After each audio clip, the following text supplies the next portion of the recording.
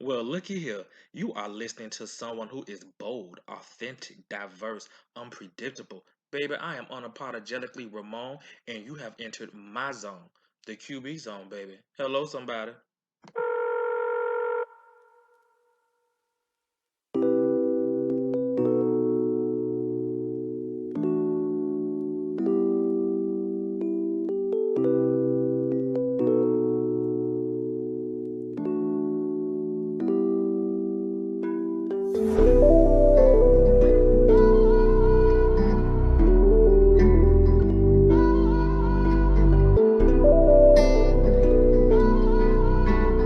Rock Legion.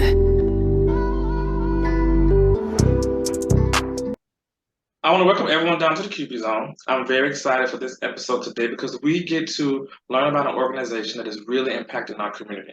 I get excited when I come across people and organizations that are really benefiting the minority communities and a variety of disenfranchised individuals. And today, the organization that we're going to discuss and talk about and learn more about is the Hip Hop Caucus.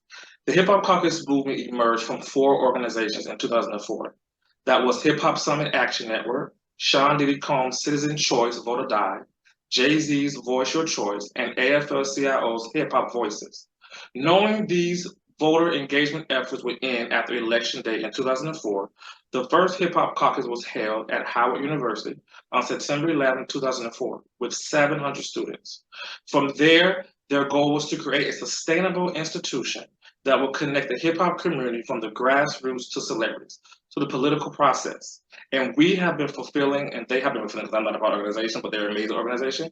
They have been fulfilling that vision ever since. So today I'm very excited to bring down back to the QB Zone a very familiar face.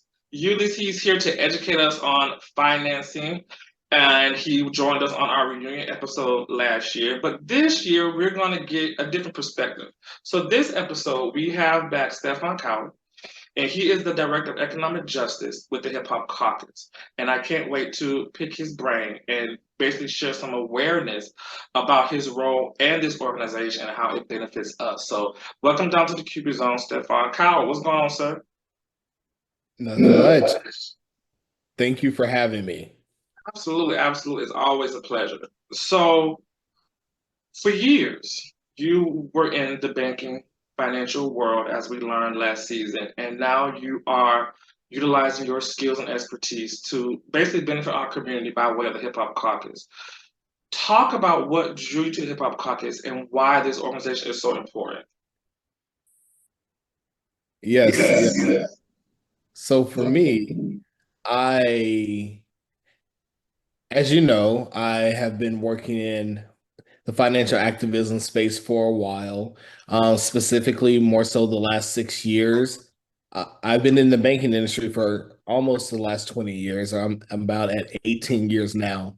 And so 6 years ago, I started doing financial activism work because I felt as if there was something that needed to change with our economic system, that are it's disenfranchising way too many people. There's been a history of things of oppression, predatory lending, and just financial disempowerment that's been happening. And I wanted to find a way to get involved. And I started with the Bank Black movement, right? Like that's what people know me as. Absolutely. And a blessing happened this year. Hip Hop Caucus found out about my work, and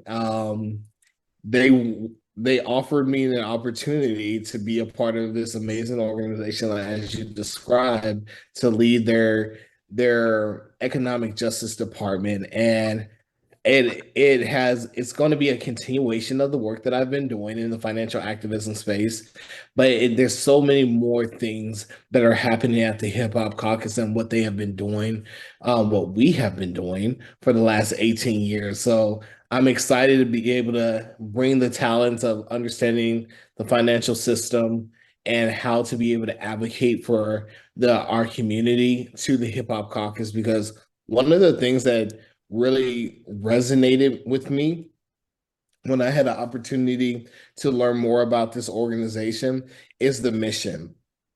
And what we say is the mission is to use the power of our cultural expression to empower communities who are first and worst impacted by injustice. That resonated with me deeply because I hadn't heard people describe it in that way, people Right. who are first and worst impacted by injustice. And that had caught my attention. Also, as many may know, like I went to undergrad for history. So I love researching communities. I like to understand frameworks and structure and how things were so we can be able to create solutions for what could come. But my master's is in sustainability. So Mhm. I believe in, a healthy planet. I believe in corporate social responsibility, like the role that big companies play in our society. I understand the impact that climate change has, and that's been something that I've always wanted to get back to. And so, with the Hip Hop Caucus vision being like racial justice, healthy community, and healthy planet, I I was like, sign me up, right? Like when I first heard about them, I always laugh and say the job, it felt like it fit like the right shoe, right? I was waiting for Ashton Kutcher to come out and say you're being punked because I'm like, no Right. way, this can't be because they're doing all the things that I care about because our four areas of focus are strengthening democracy. And what we do is like we register, educate, and mobilize voters through our Respect My Vote campaign. Like, so we want to make sure that people who have been disenfranchised from voting, people who are returning citizens who are formerly incarcerated, that they're able to exercise the right that they have to be able to make their voice heard in our political system. We also fight for climate change and environmental justice. We have a platform called Think 100, and what it is that this is our climate justice communication hub. We advocate for climate action, making sure that people are aware of the impact that it has on society, and what our goal is to be able to reverse the harm that's being done to our planet from the perspective of Black, brown, indigenous communities, people, the term that people have come to know, BIPOC communities, because our communities are usually on the front lines when it comes to when you have these heavy polluters, the Right. oil and gas companies. Unfortunately, many of our communities are living in what they call sacrifice zones, these fence line communities who live right next to these big polluters and the toxic and the chemicals that come out of there. It has a harmful effect. So we're fighting for these communities. We also have we really focus on our civil and human rights work that we do. And like we're out here trying to make good trouble. From police violence, criminal justice reform, public education, like immigration, LGBTQ rights, racial justice. Like we are here to be able to make sure that those who are first and worst impacted by injustice have a voice. And more specifically, my department that we're launching is the Economic Justice Department. Um, the goal is that we advocate for a economy that works for everyone. We want to be able to encourage people to move their money from extractive systems and extractive economy to something that is more regenerative, an economy that pours back into people and not just takes away from. So I'm here in my job. I'm here to stand with activists demanding good jobs, access to capital, and for communities who have been locked out of these industries, and I'm advocating for fair housing. And just one thing that I also want to say is that about the Hip Hop Caucus, what I love is that we're a nonprofit, nonpartisan community, right? Like we're standing on what's right.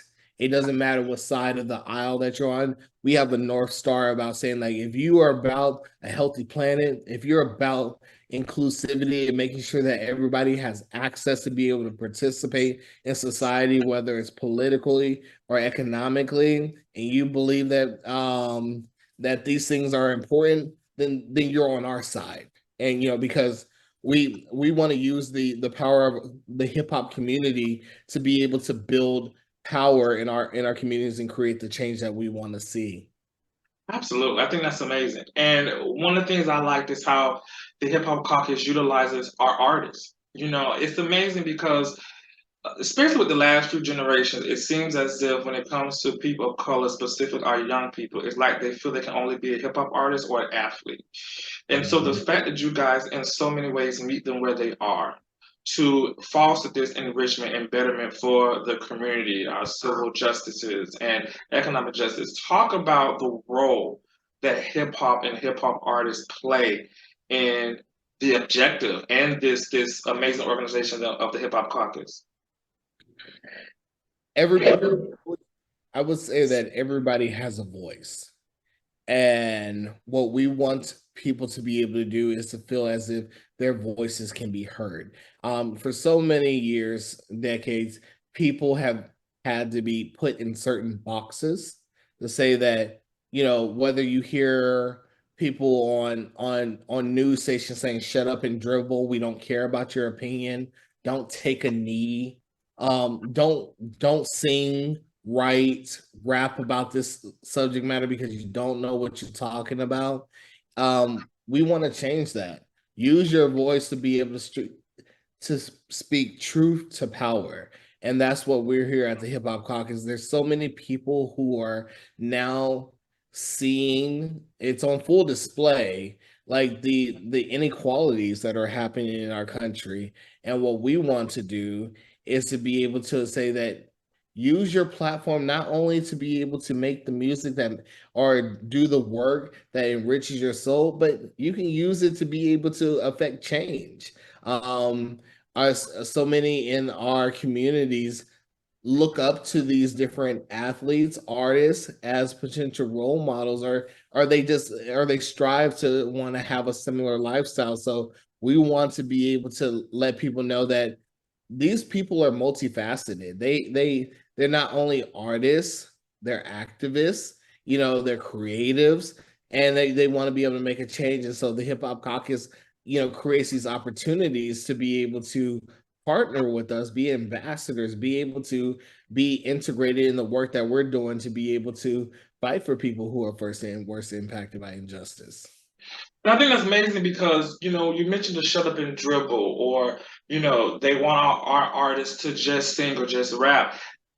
It's amazing because I feel like I won't put it on when Obama came to office. I do think that did a big part of mobilizing people and getting those of us who are minorities to really take a bigger role in our community and how we are utilizing our platform, because you are seeing so many artists and athletes that are speaking out about things they believe in. They are having these foundations that are impacting our communities. And they're showing that, and let's be honest, some of them are highly educated, whether they've gone to college or whether they, utilize life experiences. They're very resourceful. They are donating money to the homeless. They're feeding people. When you have the water crisis in Mississippi or issues over in Haiti, they're very much a big part of enriching and helping to better those epidemics, those issues. A lot of times they mobilize and get involved quicker than the government does. And so I think it's amazing that these artists and athletes are showing that there's so many other layers to them. Yes. When we have the situation with Kyrie Irving, we have the situation that Kanye has caught himself in, or any other artists that have stood 10 toes down on what they believe in, but consequences come with it. What is your thoughts? What is your opinion of that? And how do we not have those of us that look like me and you get discouraged from doing the same thing? I would say that my recommendation when it comes to this is that everybody keeps speaking up. The problem is that we have so few voices who say something, who have the platform to be able to talk about different subjects, to where it it almost feels as if they're speaking for everybody, right? Like, because we don't have a chorus of people who are out here with diverse thoughts, opinions to be able to add to this social construct that we have, this community. So therefore, when there are few, whether they're right or wrong, speaking, the consequences are so severe because it's like we have to make an example. And what I encourage people to do is that use your voice to be able to share your thoughts. But don't obviously, I think it goes without saying is that we like don't use your voice to be able to hurt people, to be able to attack, people who can't fend for themselves. I think that goes without saying. Right. But I believe that it's important that we have more people speaking about other things. That's obviously, what we want to do is like we don't want people just speaking about anything that's not factual, right? Or Correct. fact-based. But I think that it's important that we have more people speaking and not just a few people, because when they're right, everybody loves it. But when they're wrong, people are piling on, and it's just like, well, we have a diversity of thought in our communities. So and some people are, whether they're just looking to be able to seek knowledge and learn something new, they need to have that ability to be able to learn, and then learn from their mistakes when they cause harm to people. Or there's some people out there who are just intentionally trying to be hurtful.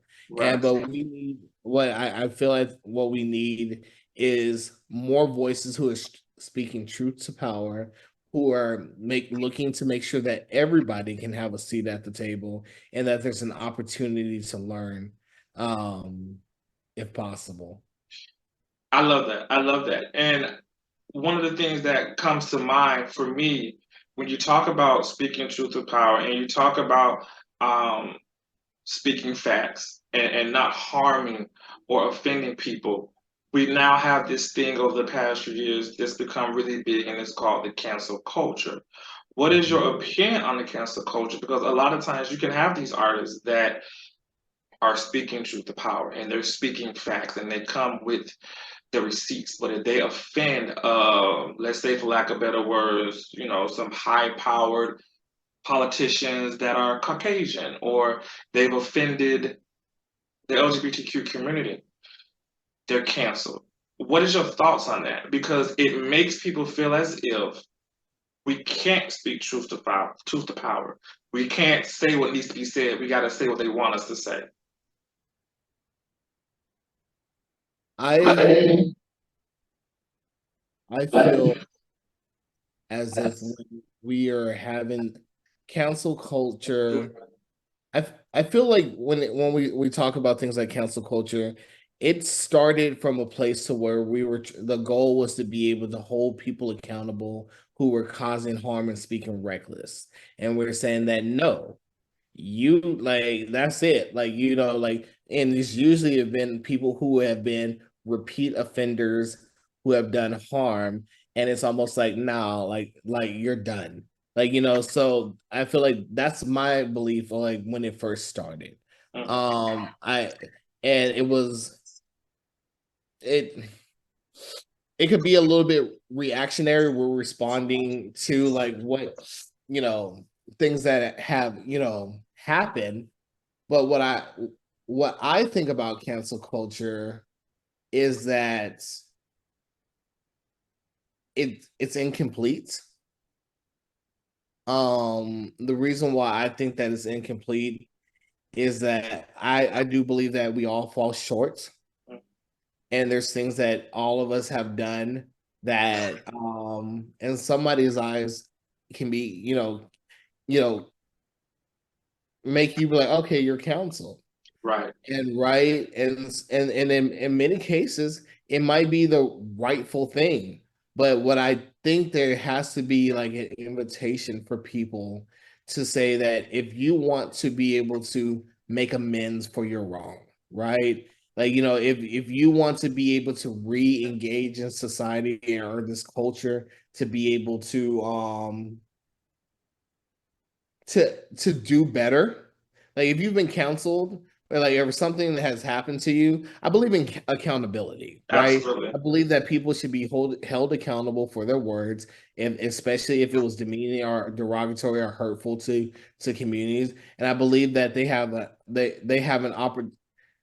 they have a responsibility to be able to, if they're truly sorry about it, to have the ability to make it right. Absolutely. You know, and go through that process of restoration and healing, and you know, that should be an option. And many times it's not. It's like, okay, you said this, so you're done. But you know, obviously not everybody wants to, like, you know, there's some people stand in what they say and they're not change on it. But Correct. then there are people who speak incorrectly, who need to go back and learn what the truth is about certain things and not just the opinion. And you know, they should be able to gain that knowledge and insight to say that, okay, I was wrong about this topic, or this didn't, the way that I said it was, it offended people. And now I'm here to do the reparative work, to not only like show that I've learned from this, and I want to, you know, to do better. We've seen that in the news, to where there's people who have done things, you know, in the past, and people are saying no, like, you know, everybody should, you know, have the opportunity to be redeemed. Right. And if they choose to take that up and do that hard work, because it's not going to be easy work. Absolutely. You did harm, and yeah, it's going to be hard work. But I believe that if your heart is in the right place and that you want to do better, I think that we move from counsel to accountability and reparative work. I just always felt like canceling was just like, it was incomplete. Like, Correct. you know, there's more work to be done on the other side of counseling. You know, counseling a person. I feel like there's accountability, because we have that in our criminal justice system. Like, I people was will just be, thinking that, yeah. exactly. So they, like, you have to do reparative work. I think that we can all benefit from making right some things that have been done wrong. And I think that's good that you mentioned the criminal justice system, because as you talked about the canceling culture with you know, it being incomplete, and you know, where's the restorative part, giving them grace, right? And a lot of times that is not happening. And it reminded me of the criminal justice system. You know, me having my degrees in the criminal justice system and just always being such huge subject matter that intrigues me, it's very evident in our justice system that the rehabilitation aspect is gone for the most part. We're punishing, we're punishing, but how can we expect them to be better? How can we expect them to be released at the end of their sentence and be able to transition into being a productive member of society? There's not a lot of a transition process. You know, a lot of times when your sentence is about to be ended, when you're about to be released, you know, they may transfer you to a halfway house and transition you back into society that way. But are they implementing or internalizing certain skills? And then on top of that, are we helping them get jobs? So they're going to get out, be with some of the same obstacles and hurdles, but they got to survive. They got to make money. They got to provide for their family, you know. But I think that's amazing that you brought that up, because I do think that is still a big issue in our criminal justice system. We're not rehabilitating. We just want to punish and throw you away. When you look at Move beyond just a system of punishing. Mhm. And like we have to do more. Absolutely, absolutely. When you look at situations where Roe versus Wade got overturned, and you look at Biden wanting to do the loan forgiveness and he's being blocked in those areas, you look at the ongoing talks and situations involving Brittany Griner, and you look at the recent elections in our various states that we've had personal conversations about, and you see how it's been such a huge goal in many of our states to turn it blue. And we look at the overwhelming reasons why. When you talk about one of the focus areas being strengthening democracy, and you look at where we're at now, specifically with Roe versus Wade and these recent elections, talk about what your view is on the state of our democracy right now, and what would you say would be 2, 3 key areas that it needs to be strengthened? So for me, when I look at this system, this political system that we have in, like as a nation, as a country, we pride ourselves on being a nation of laws, right?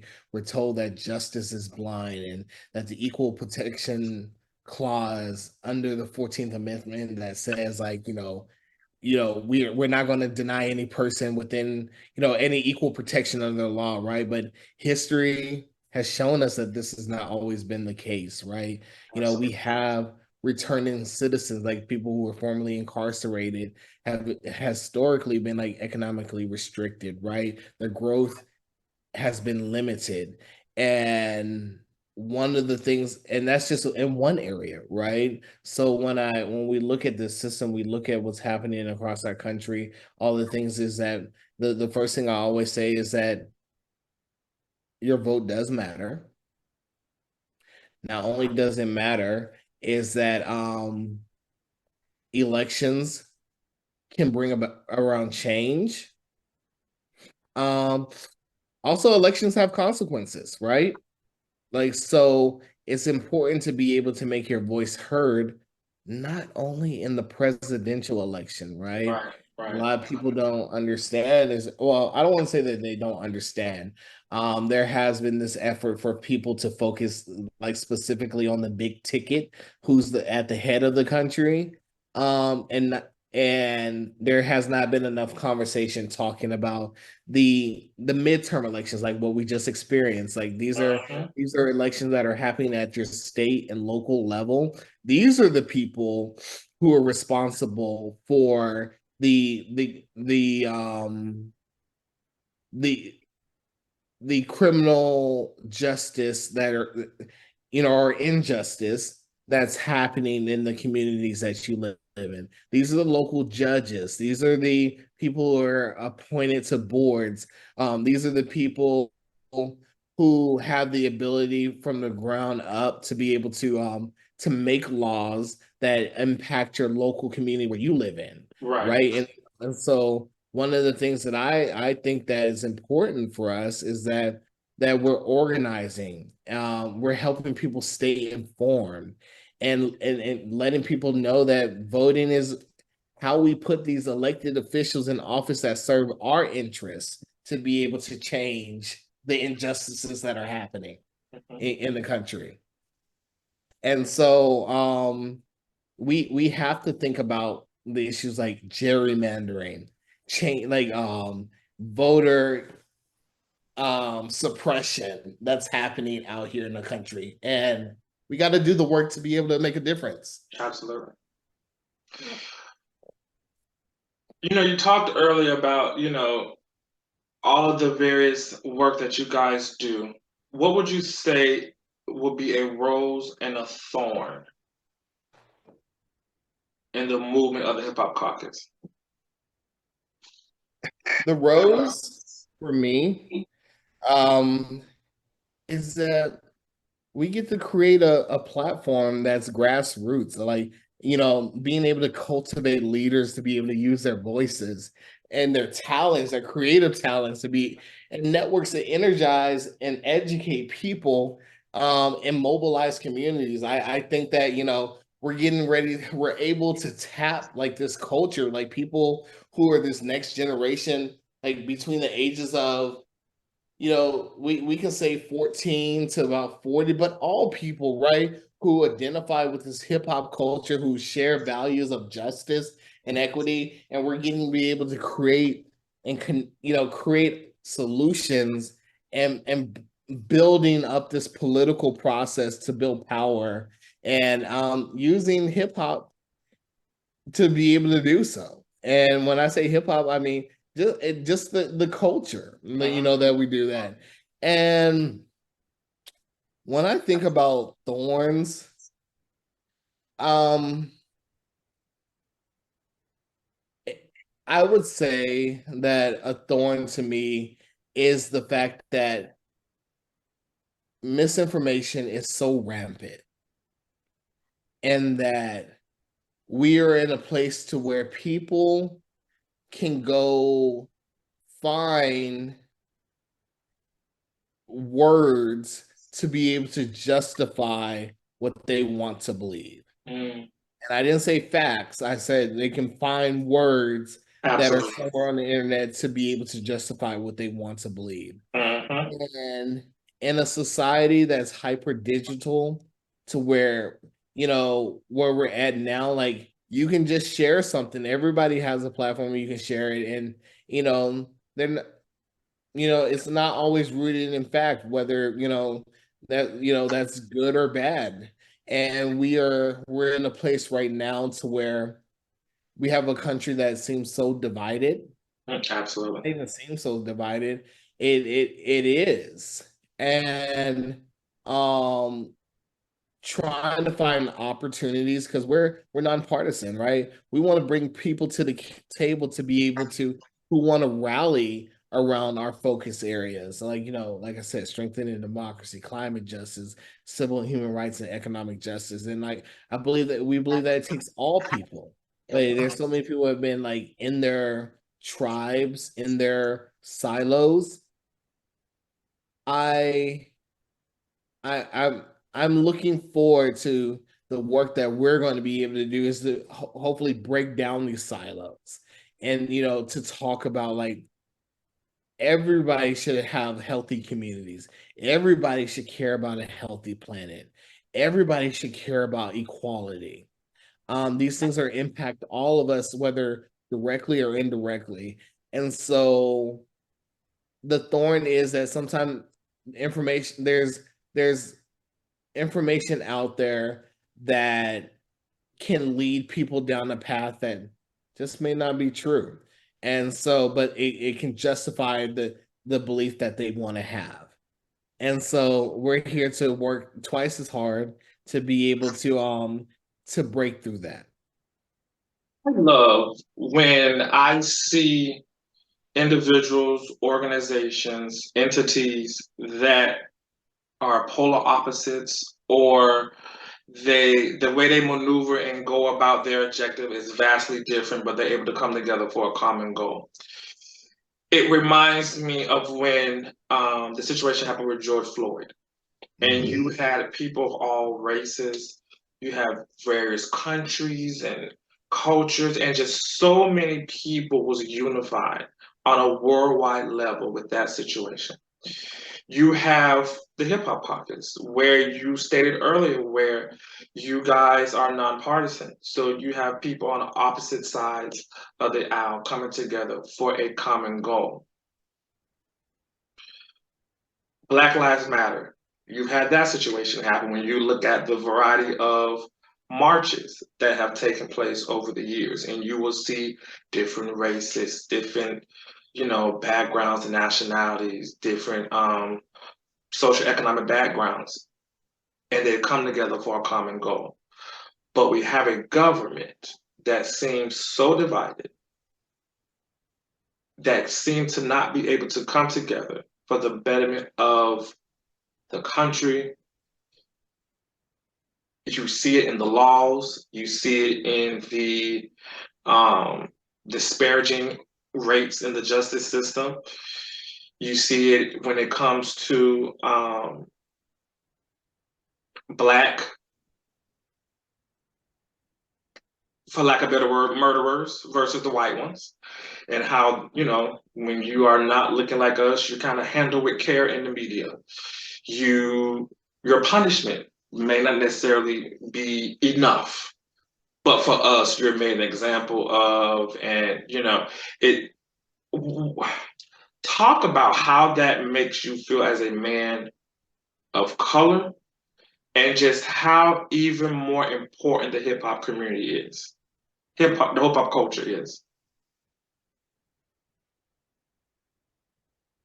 As a person, as a man of color, a Black man who has grown up, and I've seen, we are, well, we're 13% of the entire population here, so we're a part of the minority community, and so we've seen everything through what there's this phrase called the white gaze, through the eyesight of, the predominant culture around here.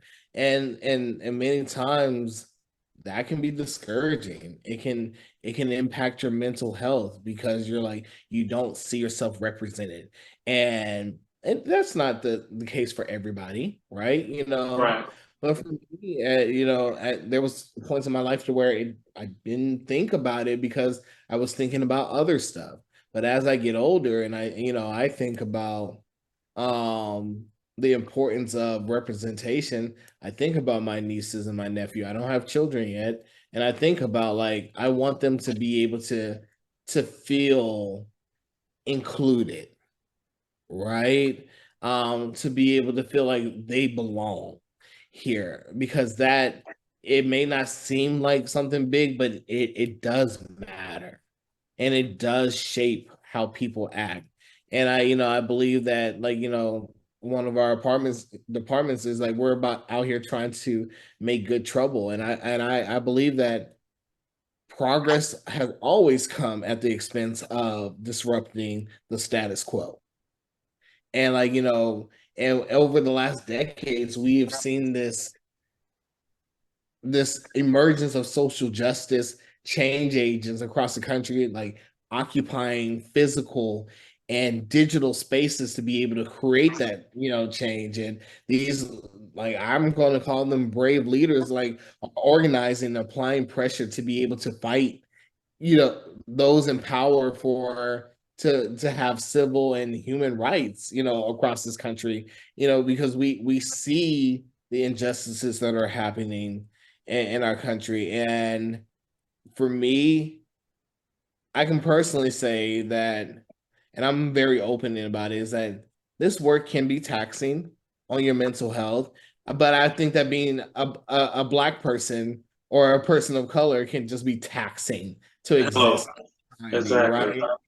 So, it's all kind of, we shouldn't have to be built for this. That means that, saying that, oh well, we've experienced this. Our bodies weren't made to always have to be able to um to experience pain or injustice, right? That's saying that we are somehow meant for that type of life. We should be able to live life just as free as anybody else. Did we find the strength to be able to live through, like, a lot of harm that's happening? Yes, we have, and that's just something that we have adapted to. But that shouldn't have to be the case, right? We shouldn't have to live like that because it's tiring. And some people have the ability to want to fight, and some people don't, and neither one is right or wrong, but we should be able to, because people can only do what they can do. Yeah. And I think that we, those who can pick up the fight, use their voices to be able to create change, that's what we should do. And I feel like, for me, that is something that I'm going to do. I'm going to continue to fight, in my way, for, like, for equality, especially in the financial system that we know that it, like, has caused so much harm. So that's what it's all about to me. In regards to economic justice, and you being the director of economic justice, what would you say are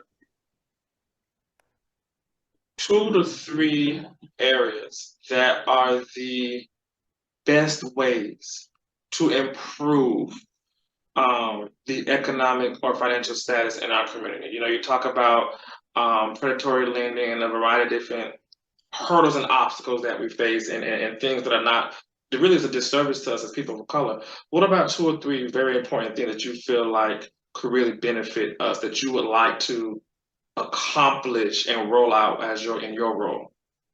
I have about seven, but if I had to like narrow it down to about three, like access to capital for people, like for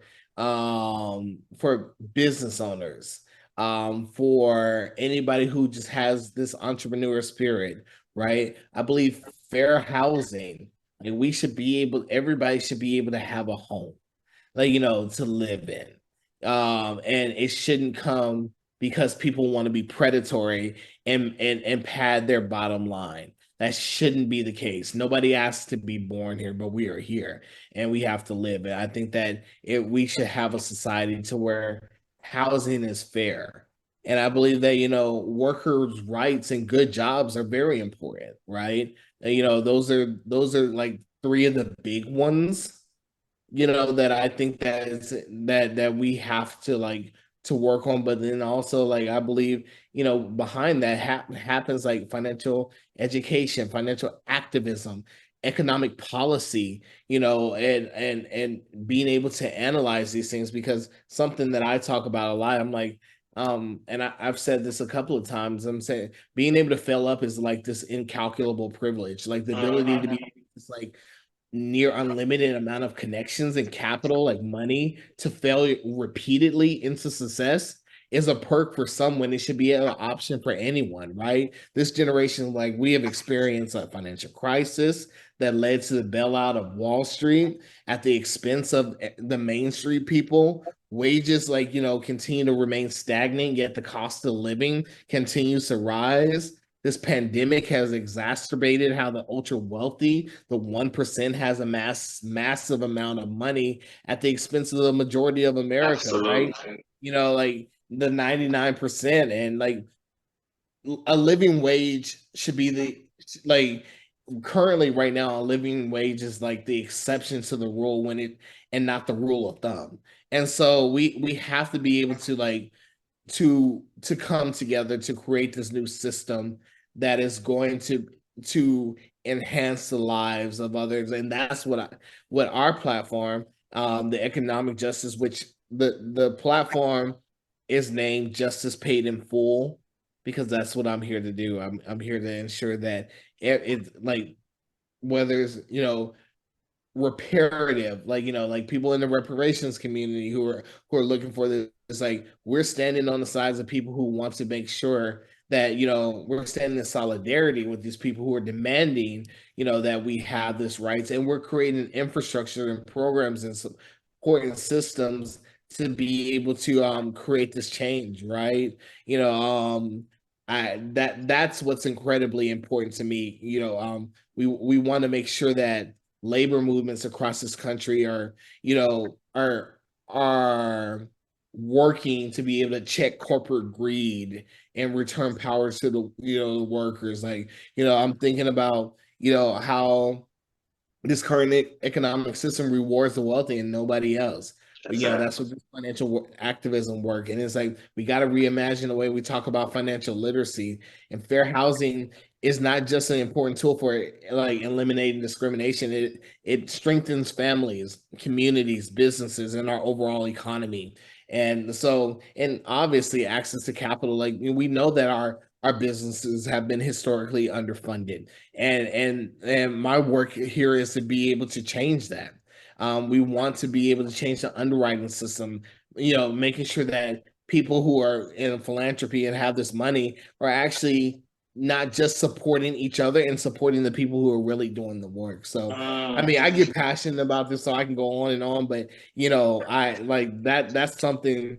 Those are things that like jump out to me. That's amazing. That's amazing. It's so interesting that you talked about, cost of living and pay and just being able to have a certain livelihood, because so many times we see in this country where the average income or just the minimum wage alone, it's imbalanced when it comes to the cost of living in that area. And so it's like, how do you expect people to be able to survive when you're charging X amount of money just for a one bedroom, but yet the average pay is so not aligned with just a simple way of living, just to pay Yep. basic bills. They make it so hard, and then you have these programs where, subsidized housing, where they have the really really nice apartments, but you have to have an income that's significantly low. So for those of us that are somewhere in the middle, we're not ultra rich, we don't qualify for subsidized housing. We're in the middle. It's still not fair. It's still not imbalanced. And I think that that's definitely a system that needs to be improved. And I think that's one of the reasons why, and I definitely don't approve of it, but that's why some people lie about their income. In order for you to afford housing that is within your means, you may have to lie to get subsidized housing. Because if you just get regular property management housing, or even with some of these private landlords, you almost got to work 2 3 jobs or have a roommate in certain states, certain cities, to just be able to have a place to lay your head in peace and comfort and safety, because God forbid you have no choice but to go live in a bad part of town, because you got to do what you got to do.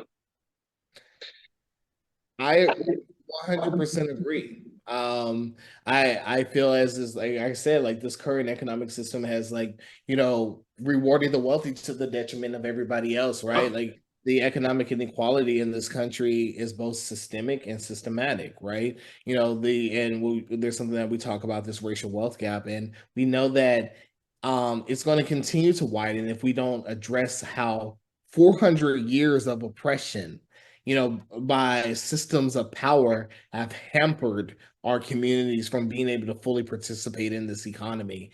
And, as our economic system continues to reveal that it doesn't work for everyone, right? Like, that's why it's important for us to be able to have financial activism. People in this place have, like,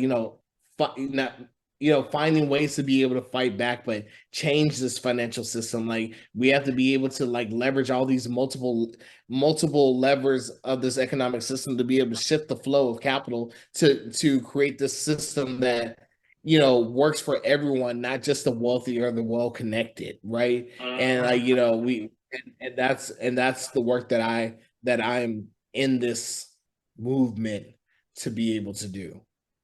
Absolutely. Now, Stefan, if people wanted to support, donate, interact with, be a part of the Hip Hop Caucus, how can they do their part? How can they support? Tell us how they can find information about the organization. Just give them all the good details. Okay, well, I'll say first, go to hiphopcaucus.org. And our about page, read our website, learn about the things that we have been doing. From there, you can find us on anywhere on social media just by typing in Hip Hop Caucus. But also on our website, we have links to all of our different social media page. We also have a place to where we give calls to action and saying, like, how can you engage? We sign up for our newsletters. If you want to donate, go to our website and you can be able to do so and be a part of it. And if you want to be a part of the work that we're doing, feel free to reach out to me. Feel free to just contact us through our website, because we are looking to continue to build, to be able to create the system that we want to see. And are there branches, or where are they located? We are a national organization, so we're all across the country. I'm here in Texas. We have our main office is in downtown LA. We have another office that's in Washington, DC, but we're all across the country. But our goal is to be a 50-state strategy, and, like, the territories as well. So we're starting where we can for people who we're going to be where the injustice is at, where it's happening across the country. We want to be able to make sure that these communities who are first and worst impacted are having the tools and resources that they need. So where that's happening at, we'll be there. Absolutely. That's amazing. And what I will do is, for anyone who watches the episode or listens to it, I will put the information for the Hip Hop Caucus so that every individual can know where to find them on social media and the website. When they want to see what this episode about, you'll also have the contact information for you all. Stephone Coward, I'm so grateful for you. Thank you for sharing your knowledge of the Hip Hop Caucus. It's always fun to pick your brain about various causes and hats that you wear. So I thank you for coming on down to the QB Zone and blessing us today, sir. Well, that's it for the zone today. We are officially shutting it down. Thank you guys so much for tuning in. And until next time, remember this: the same boiling water that softens the potato hardens the egg. It's about what you're made of, not the circumstances.